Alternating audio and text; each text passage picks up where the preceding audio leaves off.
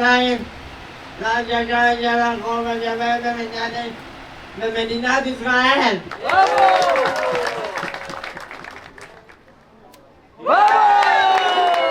מה שאנחנו מתחילים כאן היום, עוד כמה שנים טובות, בזכות אנשים כמוכם, יהיה רגיל.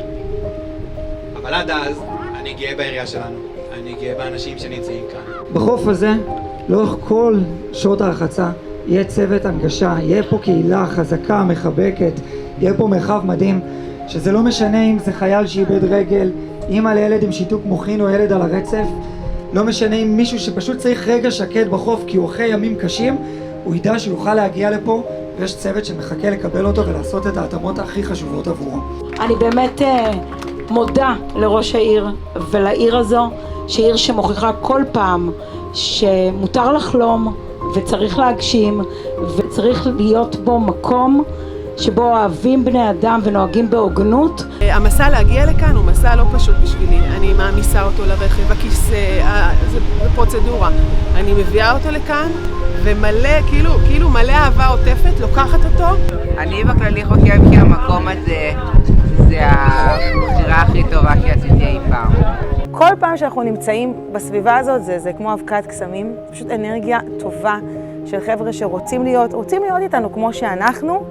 אני לא יכולה להסביר כמה זה לא מובן מאליו. אתם פשוט ילדים מדהימים, באמת. תלכו להורים שלכם, תגידו להם שהם עשו את העבודה הכי טובה שיכולה להיות.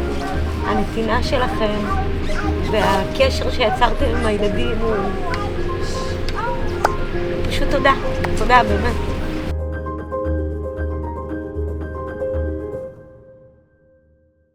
שמעת משאלה זה תמיד נשמע קלישאה, אבל זה אמיתי. כאילו זה לבוא לראות באמת איך הקלישאה אמיתית, איך הקלישאה הזאת היא, המשאלה הופכת להיות הדבר, האושר. את רואה אותו עם החיוך הזה על הפנים, את אומרת כאילו זהו זה... אני אומרת, יש אהבה בעולם הזה, יש המון אנשים טובים, ואני נצמדת אליהם.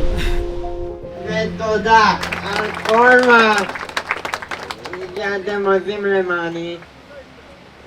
אתם מספר אחד.